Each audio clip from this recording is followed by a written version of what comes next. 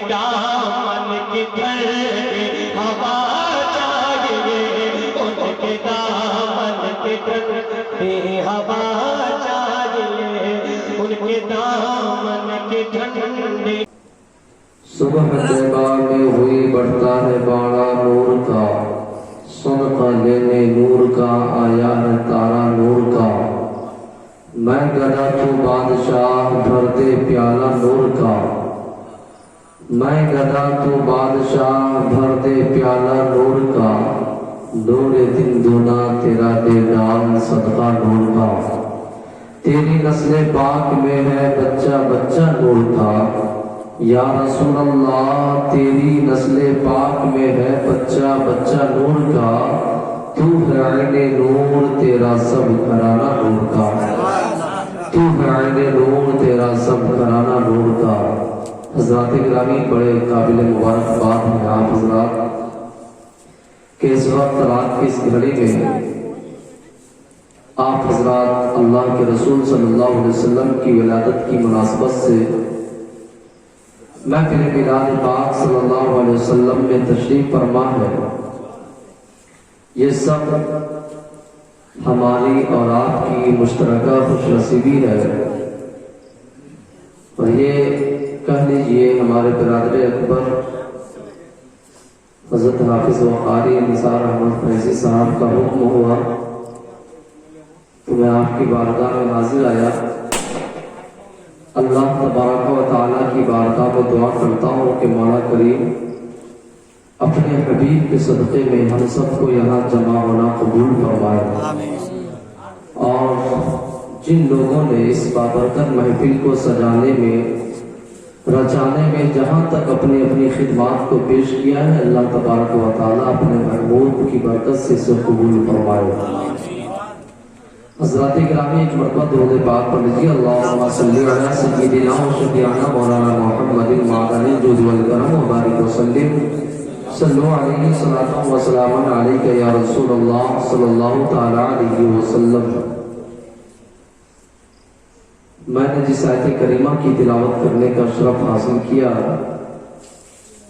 اس پر روشنی ڈالنے سے قبل ہم سب مل کر آقا دو عالم فخر مجسم فخر آدم و بنی آدم حضور احمد مصطفیٰ محمد مصطفیٰ صلی اللہ علیہ وسلم کی بارگاہ ناز میں غلامانہ انداز میں حدیث درود و سلام کے نذرانی عقیدت پیش کریں۔ پڑھے باواز بلند، اللہم صلی علی سیدنا و شفیعنا و مولانا محمد معدن الجود والکرم وبارک وسلم، صلو علیہ صلاۃ و سلام علیک یا رسول اللہ صلی اللہ تعالی علیہ وسلم۔ حضرات گرامی آئیے میں نعت پاک کے دو شعر آپ تک پہنچاتا ہوں، سماعت فرمائیں۔ حدود طائر سدرا حضور جانتے ہیں۔ ہم سب کا ایمان ہے اس بات پر کہ آقا کریم صلی اللہ علیہ وسلم تمام چیزوں کا علم رکھتے ہیں۔ اگر ایمان ہے تو سبحان اللہ کہیں گے۔ حدود طائر سدرا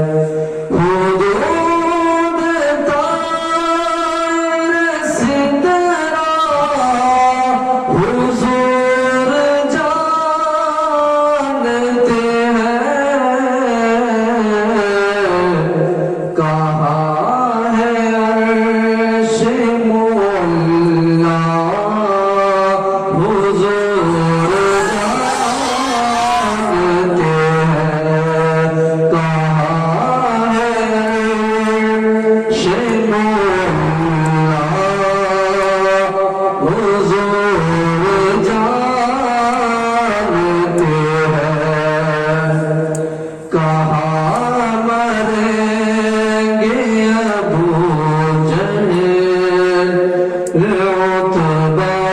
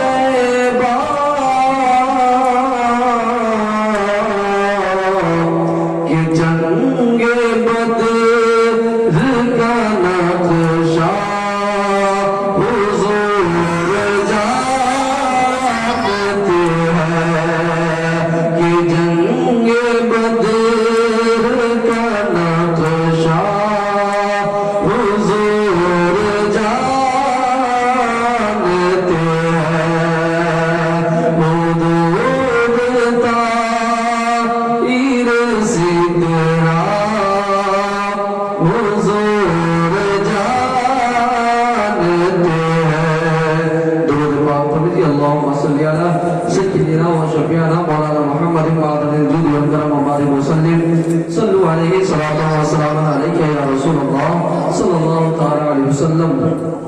حضرات گرامی، یہ چونکہ محفل میلاد پاک صلی اللہ علیہ وسلم حضور صلی اللہ علیہ وسلم کی آمد کی مناسبت سے منائی گئی ہے، تو انشاءاللہ جتنے دیر بیٹھے اس خلوص اور اس نیت کے ساتھ بیٹھے کہ ہم اللہ کے گھر میں اللہ کے رسول کی محفل میں بیٹھ کر ذکر رسول سن رہے ہیں، یہ بڑے مقدر کی بات ہے. یہ رات انسان کو سب دن میسر نہیں ہوتا. انسان ساری رات سوتا ہے، انسان پوری زندگی سوتا ہے، انسان پوری زندگی کھاتا ہے، آرام کی نیند سے سوتا ہے، لیکن اللہ جسے چاہتا ہے اسی کو اپنے محبوب کی محفل میں بھیجتا ہے. تو یہ ہم تمام مسلمانوں کی مشترکہ خوش نصیبی ہے کہ آج کی شب اللہ نے اپنے محبوب کی محفل میں اپنے محبوب کی ذکر کو سننے کے لیے ہم اور آپ کو یہاں پر بھیجا ہے. حضرات گرامی، آپ اس خلوص کے ساتھ بیٹھے کہ جتنے دیر ہم مجلس میں بیٹھیں گے اللہ اور اس کے رسول ہم سے راضی ہو جائے. حضرات گرامی، میں نے قرآن مقدس کی آیت کا تلاوت کرنے کا شرف حاصل کیا. اللہ تعالیٰ فرماتا ہے وَإِنَّكَ لَعَلَىٰ خُلُقٍ عَظِيمٍ، بے شک اے محبوب پاک صلی اللہ علیہ وسلم آپ کو خلق عظیم پر فائز کیا گیا.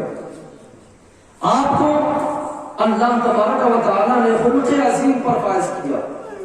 اب ذرا دیکھیں کہ اللہ تبارک و تعالیٰ نے اپنے نبی کریم صلی اللہ علیہ وسلم کو اس دنیا میں بھیجا. بھیجنے کا کچھ مقصد ضرور رہا ہو. آپ کوئی کام کریں تو اس کے پیچھے ایک مقصد چھپا ہوا ہے. کوئی بھی کام کو انجام دے اس کے پیچھے کوئی نہ کوئی راز چھپا ہوا ہے. تو اللہ نے اپنے محبوب کو بھیجا، آخر بھیجنے کا مقصد کیا تھا؟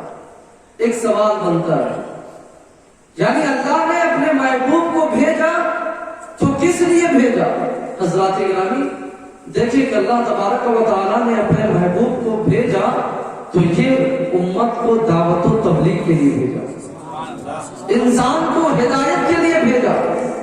اب تاریخ اسلام کا مطالعہ کریں کہ جب آقا کریم صلی اللہ علیہ وسلم اس دنیا میں تشریف نہیں لائے تھے، جب آپ صلی اللہ علیہ وسلم کی ولادت باسعادت عرب کی سرزمین پر نہیں ہوئی تھی، اس وقت کا عالم کیا تھا، اس وقت کی تاریخ کیا تھی؟ اے مسلمانوں غور کرو. اس وقت انسان تاریکیوں میں زندگی گزار رہا تھا. اس وقت انسان ظلمت و زیادتی کی زندگی گزار رہا تھا. اس وقت بیواؤں کو زندگی گزارنے کا کوئی حال نہ تھا. اس وقت معاشرے میں عورتوں کی عزت کا کوئی خیال نہیں رکھتا تھا. ایسے ماحول میں اللہ تبارک و تعالیٰ نے اپنے محبوب کو بھیجا. جب وہ محبوب اس دنیا میں تشریف لائے تو اس محبوب نے دیکھا کہ انسان ایک معبود کے علاوہ ایک اللہ کے سوا ہزاروں کو معبود بنا بیٹھا ہے. ایک اللہ کی عبادت کے بجائے سینکڑوں کو خدا سمجھ بیٹھا ہے. اگر کوئی انسان رات کی تاریکی کو دیکھتا اسے خدا سمجھ بیٹھتا. کوئی رات میں سورج، کوئی رات میں چاند کو چاندنی کو دیکھتا تو اسے خدا سمجھ بیٹھتا. کوئی انسان دن کے اجالے میں سورج کو دیکھتا اسے خدا سمجھ بیٹھتا. لیکن جب تاریکیاں ہی تھی تو اللہ تعالیٰ نے اپنے محبوب کو بھیجا. جب وہ محبوب اس دنیا میں تشریف لائے تو لوگوں کو درس دیا، اے لوگوں اس بات پر گواہی دو کہ اللہ کے سوا کوئی معبود نہیں ہے مگر محمد رسول اللہ اللہ کے رسول ہے. تم جس معبود کو اپنا معبود سمجھ رہے ہو وہ معبود کوئی نہیں ہے بلکہ وہ معبود صرف اور صرف اللہ کی ذات ہے. تم اسی کی عبادت کرو، تم اسی کی پرستش کرو. وہ زندگی دیتا ہے، وہی موت دیتا ہے اور وہی تمہاری زندگیوں میں خوشحالی عطا فرماتا ہے. ذات گرامی دیکھیں، جب آقا کریم صلی اللہ علیہ وسلم کی ولادت نہیں ہوئی تھی اس وقت عرب کی تاریخ کا عالم یہ تھا کہ جس گھر میں بچی کی پیدائش ہوتی تھی تو باپ شرم کے مارے اپنے بچیوں کی وجہ سے اپنے چہرے کو چھپا لیتا تھا. اللہ اکبر. صرف یہی تک نہیں بلکہ باپ، وہ ظالم باپ، اپنے ننھے معصوم بچی کو زندہ درگور کر دیا کرتا تھا. ایسے ماحول میں جب اللہ کے رسول صلی اللہ علیہ وسلم اس دنیا میں تشریف لائے تو عرب کے لوگوں سے خطاب کیا، اے عرب کے ظالموں سنو، اگر تمہارے نزدیک بیٹی یہ زحمت ہے تو زحمت ہے، لیکن سنو محمد رسول اللہ بیٹیوں کی پیدائش پر بشارت دے رہا ہے. جس گھر میں اللہ کی رحمت پیدا ہوتی ہے، جس گھر میں بیٹی جیسی اللہ کی عظیم نعمت پیدا ہوتی ہے، اس گھر میں اللہ کی رحمت ہوتی ہے. جب وہی بیٹی جوان ہو کر اپنے سسرال جاتی ہے تو اپنے ساتھ اللہ کی رحمت کو لے کر جاتی ہے. تو پتا چلا کہ جب رسول اللہ صلی اللہ علیہ وسلم اس دنیا میں تشریف نہیں لائے تھے، اس سے پہلے پورا عالم اسلام کے لوگ ظلم و زیادتی کے شکار تھے. عورتوں کا کوئی جینے کا حق نہ تھا، بیواؤں کا کوئی عزت نہ کرتا تھا. اس رسول نے جب دنیا میں آیا تو گورے اور کالے کے درمیان فرق پیدا کر دیا.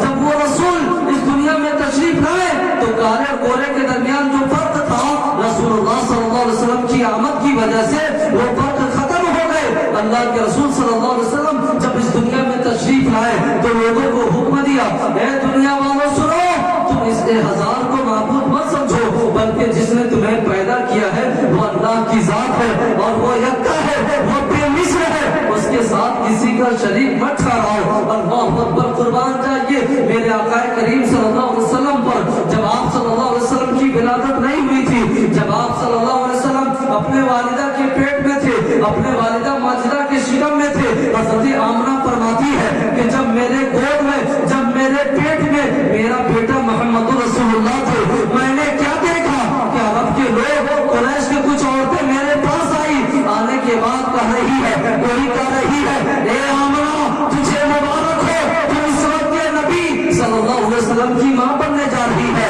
اے آمنہ تجھے مبارک ہو، تیرے گود میں آنے والا کوئی عام انسان نہیں ہے، بلکہ وہ کونین کا دولہا، معراج کا دولہا حضور محمد رسول اللہ صلی اللہ علیہ وسلم تشریف لا رہے ہیں. جب عرب کی سرزمین پر آقا کریم صلی اللہ علیہ وسلم کی پیدائش ہوتی ہے، آقا کریم صلی اللہ علیہ وسلم کی پیدائش کی وجہ سے اللہ کے رسول صلی اللہ علیہ وسلم جب اس دنیا میں تشریف لائے تو آقا کریم صلی اللہ علیہ وسلم کی ولادت کی برکت کا عالم یہ تھا کہ اس سال جس گھر میں بچے کی پیدائش ہوتی تھی، جو عورتیں اپنی بچی جنتی تھی، اللہ تبارک و تعالیٰ اپنے محبوب کی آمد کی برکت سے ہر گھر میں اللہ تعالیٰ بیٹا کو پیدا فرمایا. تو پتا چلا کہ حضور صلی اللہ علیہ وسلم جس سال اس دنیا میں تشریف لائے اور اس سال جس گھر میں کوئی بچہ پیدا ہوتا تھا تو اللہ تبارک و تعالیٰ اپنے محبوب کے صدقے میں ہر گھر میں بیٹے کی پیدائش فرماتا تھا. تو میرا رب کتنا بڑا کریم ہے کہ اللہ تبارک و تعالیٰ نے اپنے محبوب کو ہمارے ہم جیسے گنہگار امتیوں کے لیے نبی بنا کر بھیجا. اللہ اکبر. ذرا تاریخ کا مطالعہ کریں، آپ کو معلوم ہوگا کہ جیسے ہی 12 ربیع الاول شریف کا مہینہ آتا ہے، جیسے ہی ربیع الاول شریف کا مہینہ آتا ہے، 12ویں کی تاریخ آتی ہے، سنیوں کے گھر میں چراغاں روشن ہو جاتے ہیں، گلیاں سجنے لگتی ہے. آخر اس کا ثبوت کہاں ہے؟ اے مسلمانوں، میں آپ کو بتاؤں، جب حضرت حضور صلی اللہ علیہ وسلم کی پیدائش ہوئی تھی، حضرت عثمان ابن ابی العاص رضی اللہ تعالیٰ عنہ کی والدہ فرماتی ہے کہ جب جس گھر میں حضور صلی اللہ علیہ وسلم کی پیدائش ہو رہی تھی، میں اس گھر میں حضرت آمنہ کے پاس بیٹھی ہوئی تھی. میں نے کیا دیکھا کہ آسمان کے سارے ستارے حضرت آمنہ کے گھر کے قریب ہو گئے ہیں. میں سمجھ رہی تھی کہ آسمان کے ستارے ٹوٹ کر کہیں ہم پر نہ گر پڑے. اللہ اکبر. تو پتا چلا کہ اللہ تبارک و تعالیٰ اپنے محبوب کی آمد پر جب آسمان کے ستاروں سے حضرت آمنہ کے گھر کو سجایا تو پتا چلا ہم غلامان رسول اپنے رسول کی امت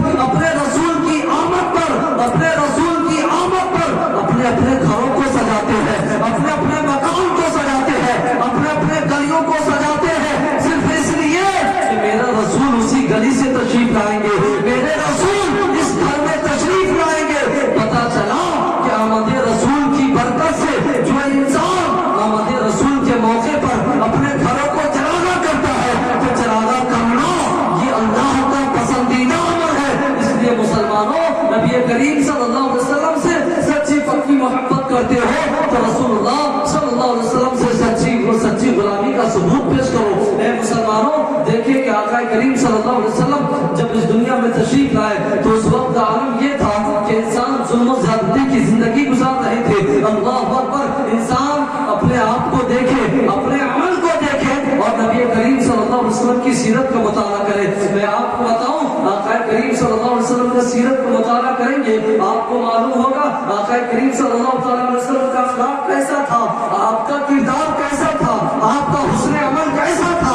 इत्तफाक से एक सहाबी रसूल सल्लल्लाहु अलैहि वसल्लम आपकी गर्दन मुबारक पर एक चादर मुबारक अता करते हैं। अता करने के बाद एक दुश्मनाने इस्लाम उसी रास्ते से गुजर रहा है। वो दुश्मन इस्लाम हुजूर सल्लल्लाहु अलैहि वसल्लम की गर्दन मुबारक से उस चादर मुबारक को खींच लेते हैं। इतनी तेजी से खींचता है कि आका करीम सल्लल्लाहु अलैहि वसल्लम की गर्दन मुबारक पर खराश पड़ जाती है। अल्लाह अकबर, यहाँ पर रोक कर ये समझे कि अगर हम मेरे साथ कोई इंसान ऐसा काम करते तो हम उसे फौरन बदला ले लेते, लेकिन नहीं, नबी करीम सल्लल्लाहु अलैहि वसल्लम ने उसके हक में दुआ फरमाई।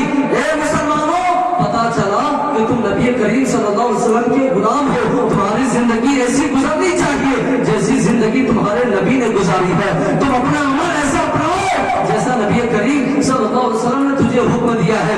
आज हम नबी करीम सल्लल्लाहु अलैहि वसल्लम के अमल से दूर है, आज हम नमाज से दूर है, आज हम रोजे से दूर है, आज हम इबादत से दूर है।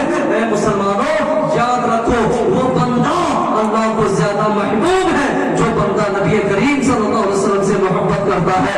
आज अगर हम इस मस्जिद में बैठकर रसूलुल्लाह का जिक्र कर रहे हैं कि ये भी मोहब्बत रसूल है, और आज हम रसूलुल्लाह की आमद की बरकत से जुलूस को निकाल रहे हैं, ये भी मोहब्बत रसूल है। तो हमारा अमल ऐसा होना चाहिए कि जिस अमल की वजह से अल्लाह उसके रसूल राजी हो जाए, और जिस बंदे से अल्लाह और उसके रसूल राजी हो जाता है अल्लाह ताला उसे जन्नत में दाखिल फरमाता है।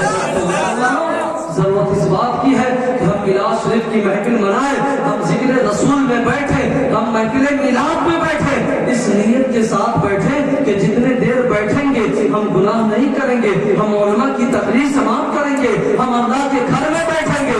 याद रखो मुसलमानों, जिस बंदे के अंदर ये कुव्वत पैदा हो जाए, ये डर पैदा हो जाए, याद रखो वो बंदा फिर कभी गुनाह में मुलव्विस नहीं होता। अल्लाह अकबर, हुजूर सल्लल्लाहु अलैहि वसल्लम की तारीख को देखें, आप सल्लल्लाहु अलैहि वसल्लम के अखलाक को देखें, आप सल्लल्लाहु अलैहि वसल्लम का अखलाक कैसा था कि एक मर्तबा का वाकया है कि आका करीम सल्लल्लाहु अलैहि वसल्लम सहने हरम में एक चादर मुबारक पहनकर जलवा अफरोज है। इंतकाल से एक बच्चा है जिसके बाप का इंतकाल हो जाता है, उसके पास सिर्फ एक माँ रहती है, उस माँ के जिस्म